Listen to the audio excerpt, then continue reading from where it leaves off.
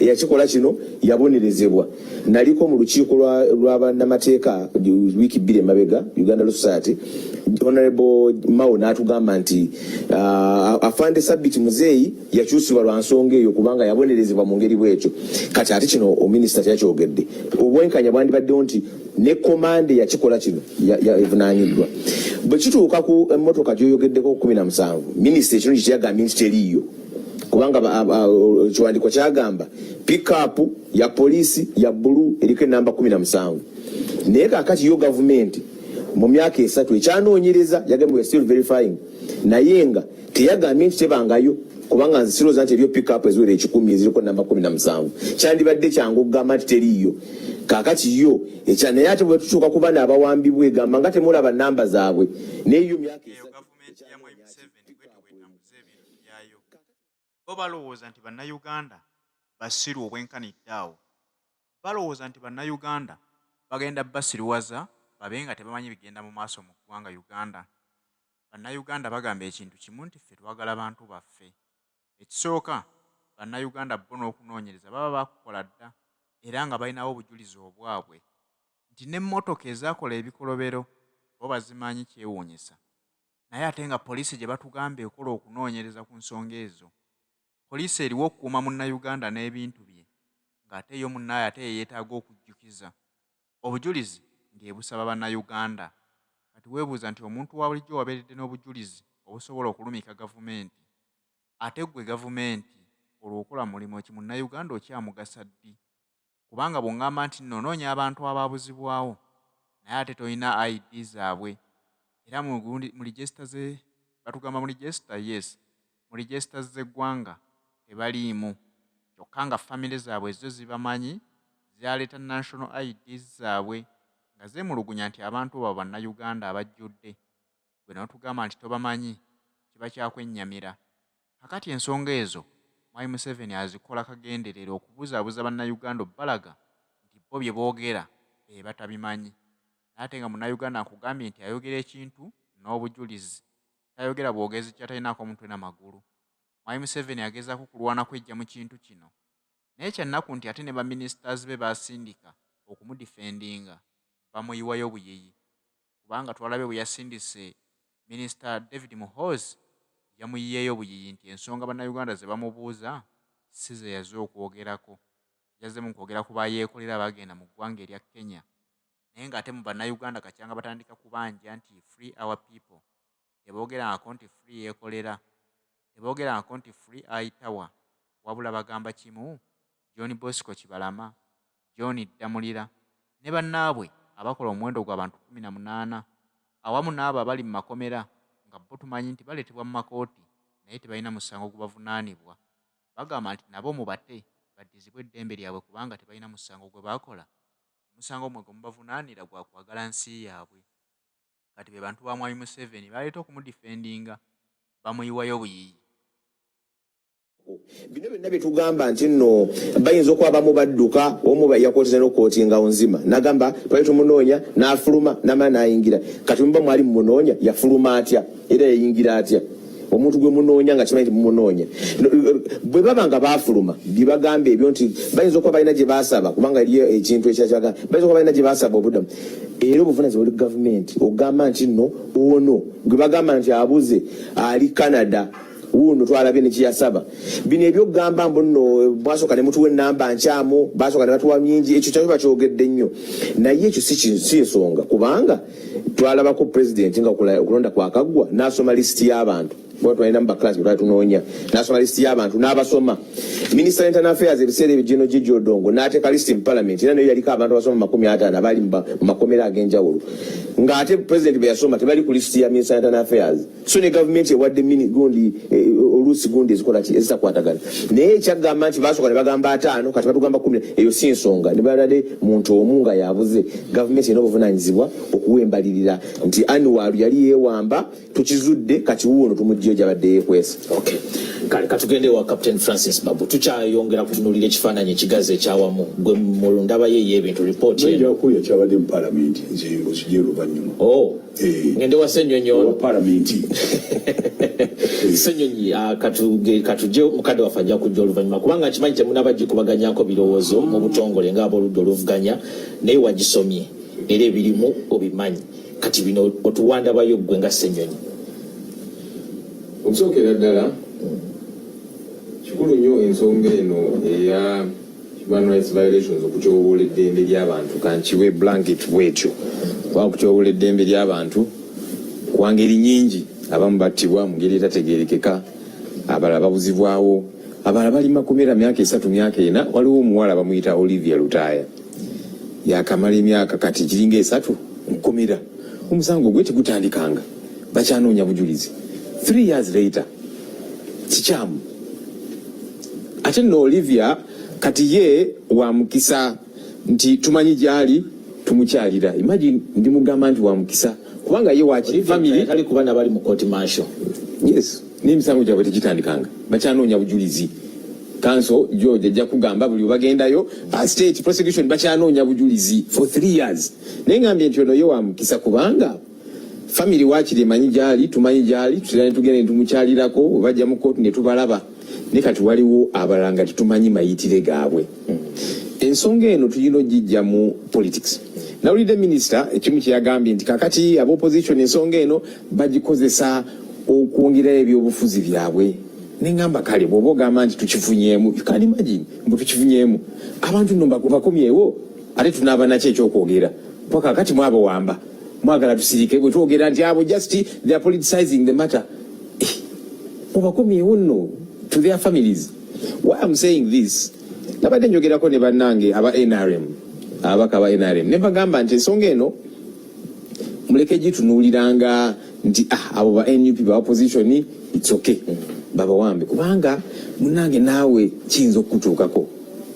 Nalina ofuna opondo okutokshemu basiba driver we bamuwamba buwambi generally then venture dategera ali ku police yanyiga nnyo driver wange bamuwamba kyabwe batyo nga tebambulidde ne muganga kati ofuna opondo limwogezi wa government oli munyivu kubanga driver wo bamukute mu ngeri tategeerekeka.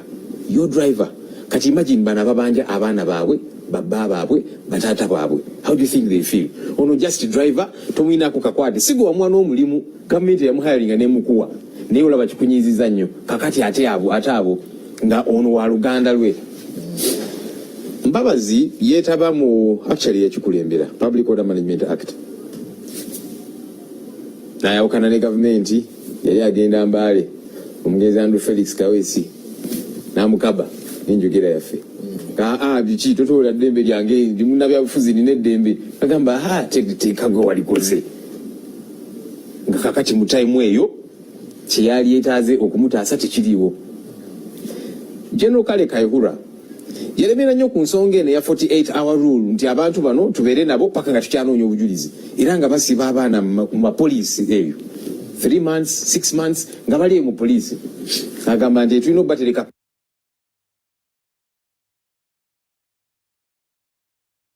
paka nga tunoonyeza obujulizi.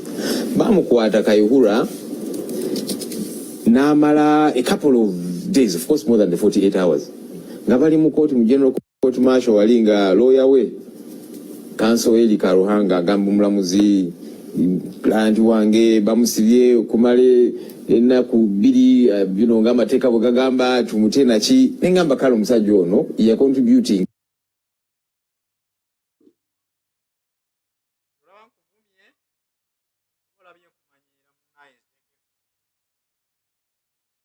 yamulira yawambibwa abamaje nga 21 December November 2020 kwekalakasa kwaliwo 18th and 19th 21st ne bamukwata era akolera kisekanga n'edduuka eyo nga 23 Patrick Onyango mwogezi wa police. Of course police erewa updates buli kiseera agamba nti kakati John Damulira twamukutte twamugye wa kiseka era ntumuteeka ku misango gy'abano abakoze akacyankalano. 3 years later bagamba tebamanyi gyali nobalanga bagamba nti temutuwadde simanya national ID temutuwadde evidence naki. Your police spokesperson, this is one example among many, nagamba twamukutte on 21st okuva ekiseka kakati ate mutugamba tuti mutya nti tetubawadde bujulizi naki account for the person. Ku nsonga eyo Ssenyonyi ekya Afando Nyango sikirinaako obujulizi naye nabadde nsoma wano ku NTV simanyi lwali tondeegata ku NTV mwabiraga wano ku NTV footage gyali bwe nabadde neetegereza report waliwo amannya g'abantu agavuddeyo nga emisango gyabwe tegyagenda ku poliisi kati dawo ni government nayo etandikira wakati emisango giba nga poliisi terina files ezo era John Damuliro yabadde omu ku kumanyaago anti naye kakati Patrick Onyango njagala Onyango aveeyo yeegaane kubanga footage gyali kirungi ennaku zino Google atuyambako nnyo 23rd Mr. Google yavaayo n'awa update si John Damulira poliisi yamukutte ekiseka so kakati batugamba tuti batya nti tebamanyi wa gyali ekitiibwa Nabbanja ku nsonga za John Bosco Kibalama yabulira bannamawulire teyakomaawo ne ku floor ya parliament on the Hansard of parliament n'agamba John Bosco Kibalama yakwatibwa ku misango egyekuusa kukutta abapoliisi netugamba kale bwemba muteebereza nti yazza omusango etteeka ligamba litya mukwate omutwale mu kooti that's what the law says ne kakati mumutereseeyo famire ye temanyi wagyali abakibiina kitumanyi wagyali and it is normal. No, it is not normal. Kati yeyo accountability council gyabadde ayogerako twagala okutegeera tetugambye nti kale bali innocent or whatever kale bwemba mugamba balina emisango mubatwale mu kooti as opposed to holding them for 4 years bali eyo tetumanyi waje bali tumanyi wabalamu. Their families are going through so much grief bajja ne batukabirira n'otunuulira omukyala nga tumanyi kyamukolera kino kibagamba nti abantu bano tebaaloopa ku poliisi for each of these cases oyo omukulu yabadde azikwasaganya twateeka emisango ku poliisi ekyewuunyisa nno poliisi many times bagamba nti munanga abantu abo siffe twabakwata titumanyi kubanga abamagye be babawamba. In other cases abantu abali mu ngoye ezaaleeya nga balina emmundu naki be baba tutte ba CMI baki kati poliisi nayo sometimes eba temanyi genuine kubanga abamu abapoliisi n'abanene abo nga twogera nabo abagamba munange ffe tetumanyi kubanga ababakwata si bapoliisi we don't have answers naye ne mu kooti ne tuteekayo emisango gino waliwo omukulu bakamuta kayiwa kalyowa twagenda mu kooti bakansi bafilinga kituyita writ of habeas corpus kooti newa order eyo ateebwe ne bagaana omuta 4 months later ne bamuta katono nnyo bannayuganda we beebuliza ekooti za Uganda zikyakola oba we ziba zikola zikolera ani kubanga amateeka aganyigiriza bannayuganda tezigalamula wabula agafevaringa Mwai Museveni ne kabineeti ye abo bo zibafevaringa nti omuntu okuwambibwa n'amala essaawa ezo zonna mu kkomera nga tatwalibwanga mu kkooti kuwozesebwa. Olwaleero abasibe b'ennyupi bali myaka kati 3-4 naye ne batwala mu makooti baabulwa omusango gwe babaggulako. Kooti egamba nti ekyakuŋŋaanya bujulizi. Kooti nga yo singa yeetengeredde yandibadde yagobadde emisango gy'abaana abo ne bamanya nti ate oba gavumenti mubuliddwa obujulizi ng'ate mmwe mwakwata abantu kitegeeza omuntu gw'okutte oba omanyi n'omusango ogumukwatisizza. Naye omuntu okuweza emyaka 3 akyali mu kkomera nga gavumenti ekuŋŋaanya bujulizi era ne kkooti n'esigala ng'ekuumye omuntu oyo mu kifo ekyo kitegeeza nti kkooti ziriko gwe zikolera naye tezikyakolera bannayuganda. Ensonga lwaki ne bannaffe abaabuzibwawo ensonga ezo bwe zaatwalibwa mu kkooti kkooti eziraba kyamuli kubanga ekimanyi bulungi nti ate waliyo aziri waggulu banaasala batya emisango egyo ku feva y'abannayuganda kyokka ate nga waliwo gwe bamanyi yawuuza abantu abo yabagamba ezo ensonga muzivunvubike. Tuvula nti akakiiko akalwanirira eddembe ly'obuggwanga Uganda kavuddeyo nga kagamba bannayuganda nti abantu bammwe tubamanyi era tugenda kuggalawo fayiro ezo omaawo okunoonya bannayuganda abaabuzibwawo kubanga tebannakwata ku baabwe.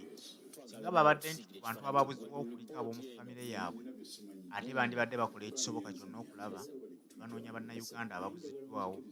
Naye olw'okuba nkugambye nti tekuliko bafamire zaabwe ate nga kyebakola bagezaako kudifendinga Mwai Museveni mukama waabwe eyabalonda ate era nga yabasasula okulaba nti ensonga za bannayuganda bali mu kuzibalaatira mu bubalaatiro.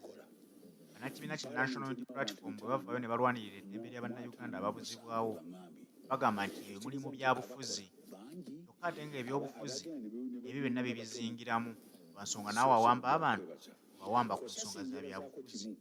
obawamba kuwagira Robert Kyagulanyi Ssentamu, obawamba kwagala nsi yaabwe kubanga baagala okuwona eggwanga lyabwe libadde mu mikono gyabwe. Okulaba nti okulira mu byabufuzi naye ate ogaana abakivugira mu sayidi y'ebyobufuzi.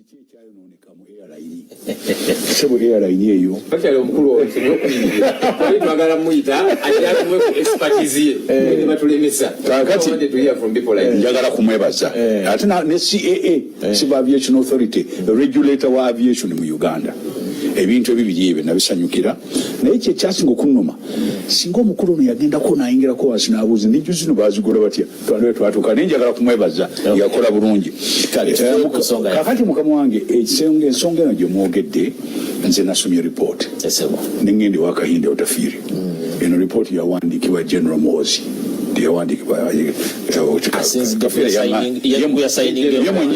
olira ye mwenyini yaŋŋamba angenda babuulira kye yaŋŋamba era nampa ne ripooti yino ogiraba nemugamba naye lwakiko ng'ogitaddeyo n'agamba nedda poliisi ya gavumenti bw'obeera minisita omukulu yasayininga toyinza kufulumya kintu ministry ne permanent secretary ebikwatako civil service yasayininga n'obuba nga owa wansi yegiwandiise naye nangamba bwetwamala ebirowoozo byonna byaffe si byange nzekka bya ministry yaffe era n'agamba nti ministry yazzeemu oba yasoninga eyagiwandiise yabere General Muhoozi. Njagala nnyo okubeebaza mukama wange mbadde njatugenda empola okusookera ddala nze sikkiriza kwonoona gundi human rights bali njagala nzikiriza nsomekana akantu mu Lungereza bano abalumanyi bajja kunziza mu Luganda. Omusajja bamuyita Nimula Martin mu Second World War yagamba first they came for the socialists and I did not speak out because I was not a socialist. Then they came for the trade unionists. I did not speak out because I was not a trade unionist. Then they came for the Jews, and I did not speak out because I was not a Jew. Then they came out, and then they came out for me, and there was no one left to speak. Okay. Kakati okwata abantu namateeka George ayatugire mu kabimulungula naye basically kigamba kangezeeko nange oluganda lwange sirungi amaye tuva mawokoteri kakati okusookera ddala bakwata ab'ekibiina kya socialism nze nga siri socialist ne soogera bakwata aba FDC bakwata aba FDC nze ne soogera olwakuba siriwa FDC then ne bakwata abalwanirira abakozi ne soogera kuba nali sirimu abo ne bakwata abayudaaya katuyinza okugamba ne bakwata abaganda abasiraamu ne soogera kakati ne balyoka bajja okunkwata abaali balina okwogera baali baweddewo ekitegeeza nti okukwata abantu si kirungi ate njala twogera ebintu bibiri waliwo ekigambo kye bayita abduction okukwata omuntu n'omubuzaawo nobeerawo okumukwata n'omutwala gye bayita arrest n'omutwala mu kooti. Mukama wange human rights kintu kikulu nnyo era njagala nnyo nze omukwabo abatakkiriza era ekyantwala mu byobufuzi kyekyo. Nze nali wano mu 1966 ne batta abantu mu bibiri ne bateekawo emirambo gyali gyenkanankana nga golofa. Mu 1964 olw'amasaza agabula batta abantu okuva enankulabye okutuuka enamuŋŋwana natwabalaba nali nsoma Makerere School. Mu 1969 naye ngenze kusoma engineering mu Nairobi nenkomawo for holiday mu December ne babeerawo okuba abantu abeegwa ekyo kyegundi ekyo ekyokuba omwami amasasi mu Kamwa yali prime minister ne batta abantu awo wonna wonna. Nze nali mu Suzana maitwa yagalanga nnyo kuzina angenze mu Suzana navaayo emirambo nga giri ku kkubo wandegera wonna nali nsuze ne mukwano gwange Makerere eyali asifuuse lecturer.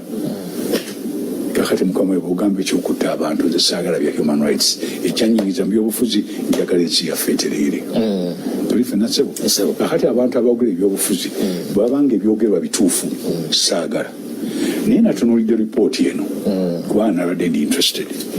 Omwami ono ayina engeri gyawandisa ripooti emu ino gyegendereza kubanga naye lawyer is an officer and a lawyer. Yagambye nti ebintu omukulu bye yayogera bye yabuuza bye bino that Uganda is among the worst human right abuser be basinga okutyoboola ebyeddembe. fresh submission of the matter regarding the November 2020 riots. Ebyaliwo mu riot ya 2020 omukulu yabibuuza. Kakati ebintu byonna bye yabuuza yasoose n'abiwandiika.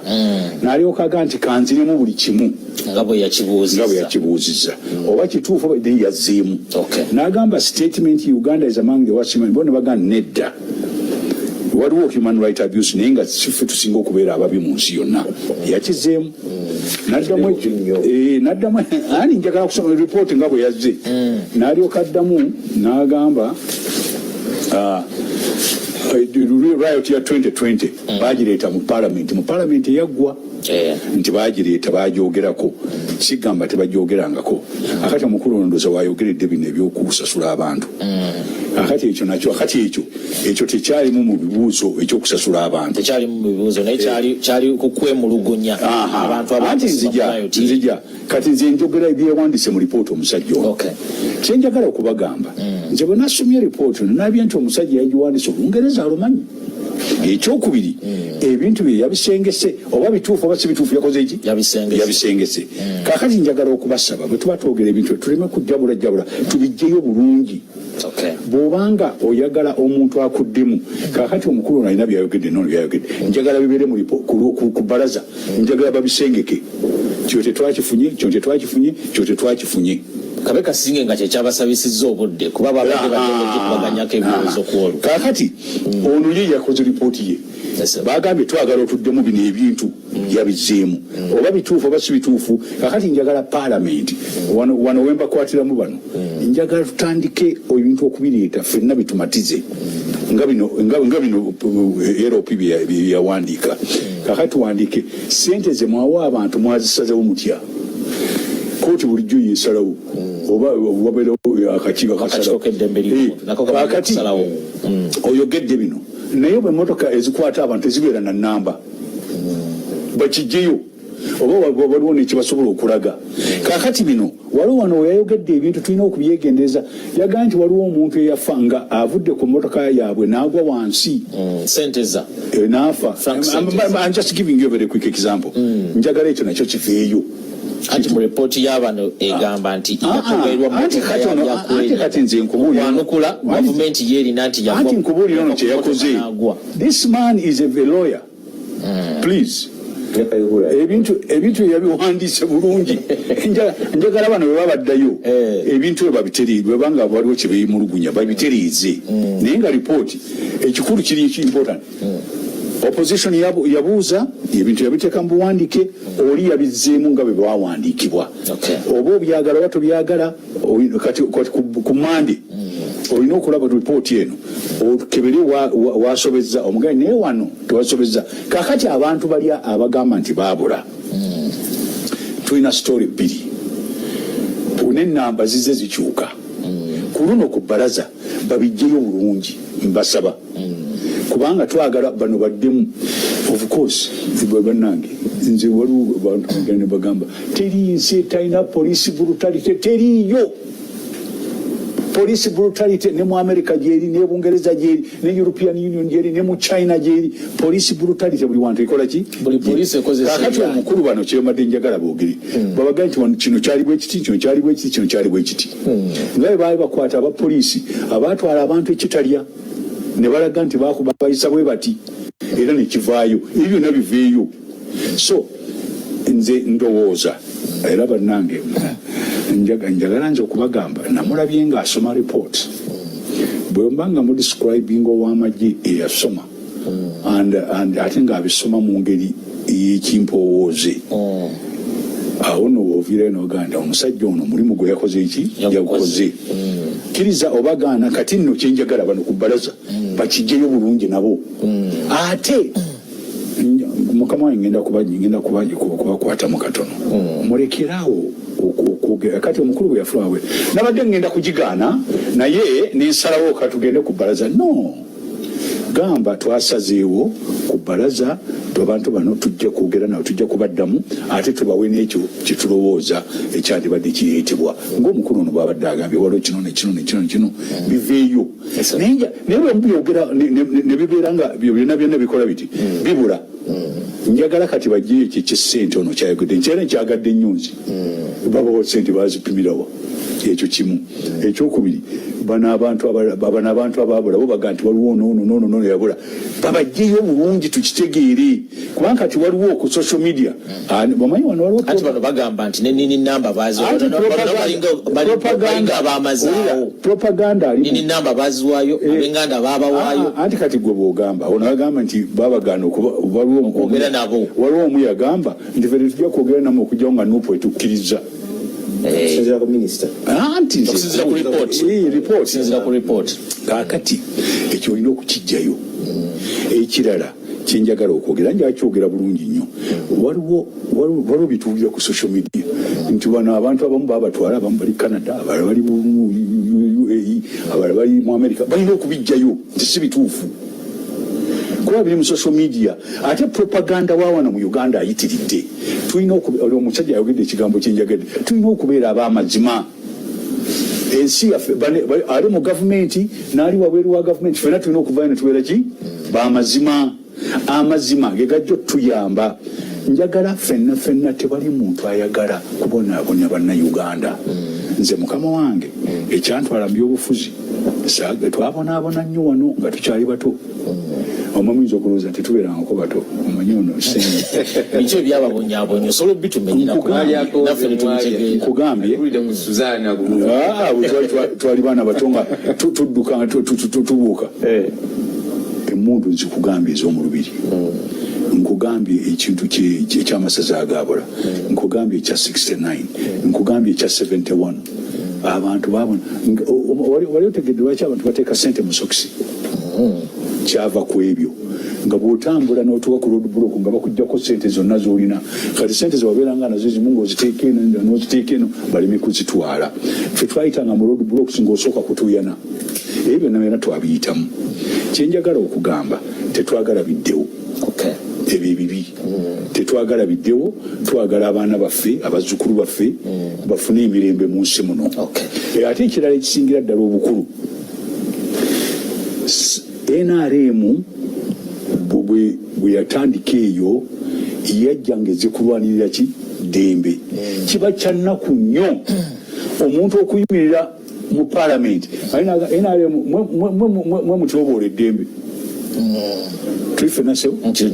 abajja okugjawo okutyoboola eddembe kati bwe bali mu kaguli tetwagala bantu badde mu kaguli ate twagala amazima gafeeyo kakati wano ekyono kyayogedde kyekikulu tubeere b'amazima tuggyemu ebyobufuzi ebyekisiru twogere amazima tutereeze ebyensi yaffe kakati kanzireyo wa Ssenyonyi ono okusinziira ku woyogedde mu submission yeesoose bw'obadde oyogera ku ripooti eno omuzungu asobola okugamba nti already oli biased kugamba nti omaze okulaga nti ripooti ebirimu tokkiriziganya nabyo singa tutuuka ne mu parliament banno bwe muli ku ludda oluvuganya gavumenti nabo ne bakufaanana ne mutakkiriziganya nakuddamu nakunyonyola kwa gavumenti nga bwe kuli ne munnamateeka bwe yadde ayogera George Musi yayogedde ng'alaga nti ekyalimu ebibuuzo bingi singa mutuuka ku lwokubiri era ne mulemererwa okukkaanya nga ansi zaweereddwa temukkaanya nazo nga ne gavumenti nayo tekkaanya nammwe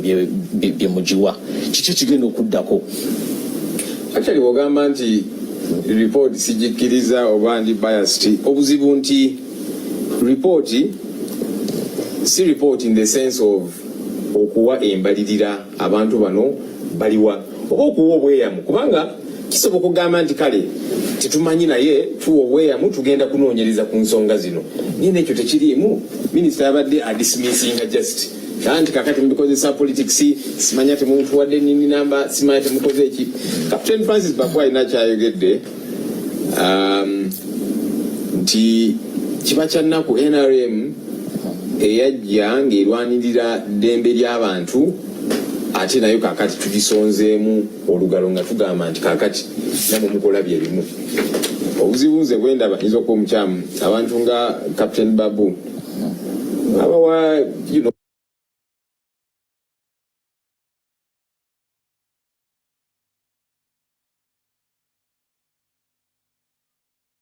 bateekawo standard, gavumenti eteekawo standard nti omuntu bw'afiirwa oba kibaba milioni ziri 5 ab'ebuduuda amataba ab'ekasese flooding naki ne bana abantu abattibwa milioni 5 mugende muziike abantu ate nga by the way ne bano betwogerako abasinga sente tebazifuna naye kale ne bwobuuzi bawadde kati milioni 5 zijjawo omusango guli nti omuntu attiddwa Arua Batayasin Kauma.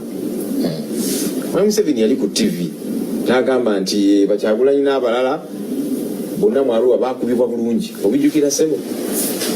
Tukijjukira ne mu mwakiraga wano ku TV. Bwe yayogera ku TV nti babakuba bulungi. Naye nga abantu bwe baakuba abamu ne balemala. Omu yattibwa at close range. Ogambye nti abaakola ekyo baakola bulungi. Really?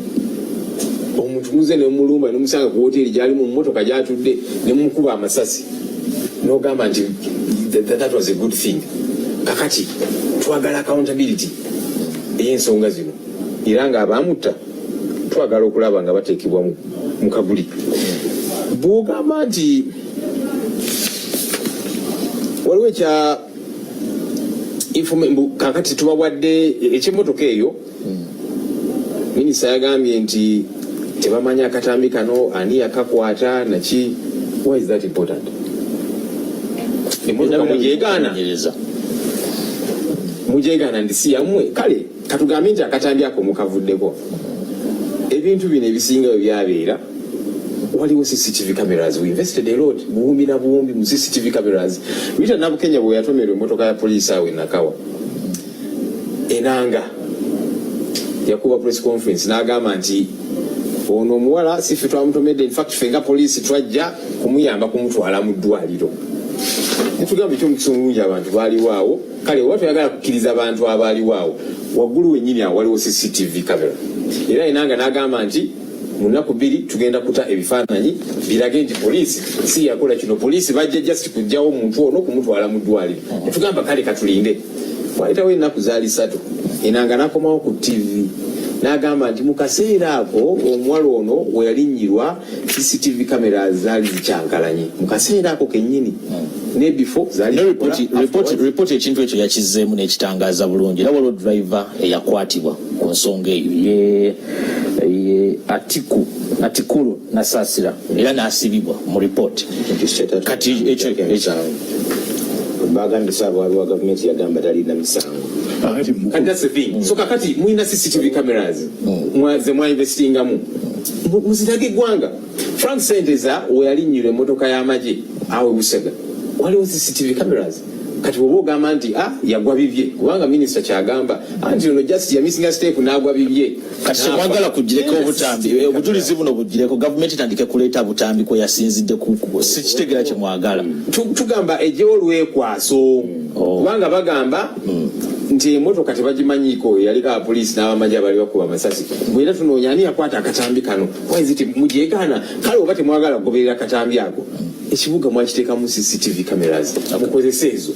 Munamateeka George Musaina kyatangaza ensonga kyetwagala tutegeere ekikulu nti ekifuula gavumenti lwaki tukwasa obuyinza lwa nsonga nti waliwo obuvunaanyizibwa bw'oteekebwako mu mateeka.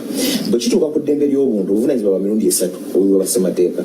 Obusooka bwa kukuuma protect kitegeeza nti omuntu yenna ani waliwo aba ayagala okujjako eddembe lyange gavumenti eyingirawo ogamba nti no tulikwatako. Respect yo kwennyini olikuuma kussa ekitiibwa, fulfill yo okulituukiriza. Kaakati gavumenti kiyinza kuteebereza. Nakugambye nti nyinza okugamba nti omuntu abuze, nyinza okubeera nga neewambye, nyinza okubeera nga mukyala wange yankwese, nyinza okubeera nga nfulumya eggwanga nnimba. Gavumenti omulimu gwe gwa kunoonyereza ereete gavumenti nedda ono abadde yeewambye wuuno. Era kyenakugambye ekyo nti gavumenti eza kujja nga teneyeteebereza ate no burden oba obuvunaanyizibwa teyinza bukyusa nebuzza ku bali naga minisita atayinza kuleta lipoota ng'ateebereza nti bayinza okuba baafuluma. Gavumenti erina ebitebe mu mawanga si ziri ze bagamba zibasabamu eddembe ly'okufuna amawulire baliteekamu nnyo ekitiibwa. Singa ogenda mu Amerika n'osaba nti bantu bameka abasabye okuyingira Amerika babakuwa obasabye asylum. N'olwekyo nze ndowooza nti kirabo bamukwatira si Kenya. Yes, so gavumenti yeetaaga kuteebereza. Gavumenti erina kuwa akakiiko eddembe ly'omuntu okugeza obuvunaanyizibwa bukaseekebwako mu ssemateeka obusooka investigate obanga waliwo akoze okuloopa oba nedda, kitegeeza ne bwe kalaba ku mawulire NTV akawungeezi nti waliwo abuze kasobola okunoonyereza ne kagamba nedda bino bitwalabye byabadde bikyamu kiri mu ssemateeka. Naye ate n'ekirala ekikulu nti ekisa ennyo waliwo n'ebintu ebibadde birabika nga gavumenti kye bayita public conference obwesiga abantu babalinamu busse. Nkunyiza okuwa examples nyingi. Bino bagamba nti nno twatwala omusajja muta Eric Mwesigwa mujjukiro wa pass nze yamukule ne tugenda ku Human Rights Commission ne tumala essaawa 5 annual waliwo nga batujjako statement. Yes, waliwo ngokola story waliwo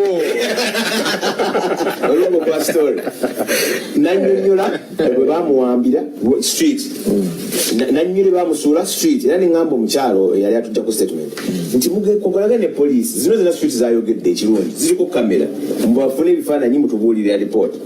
Wiiki 2 omwogezi w'amagye ali ku ddaali lya Jeno n'atuula naye mu president n'agamba nti NUP ewamba abantu ebyo banjukizza bino. Kakati kituufu bwebanga NUP ewamba Jeno ogenda kujja mu press conference ogere lwaki yagenda mu maaso n'akulembera kalyowa n'amutwala ku Mwesigwa n'amutwala ku poliisi ne bakwata aba NUP abawamba abantu abakiza omusajja ebintu bwe bityo. Nkugambye examples nyingi. Oyo Alex Kaiwago boogera ku bamukwata July 15 mu August ne tugenda mu court lawyer government n'agamba legal officer wa police angambye tebamulina court newe ekiragiro nga August 11 nti bamute bamutadde November nga 6 myezi 2. Examples nyingi nnyo eziyinza okuba. So gavumenti oluusi ebitakwatagana bigireeta okulowooza nti oba oli awo naye erimba.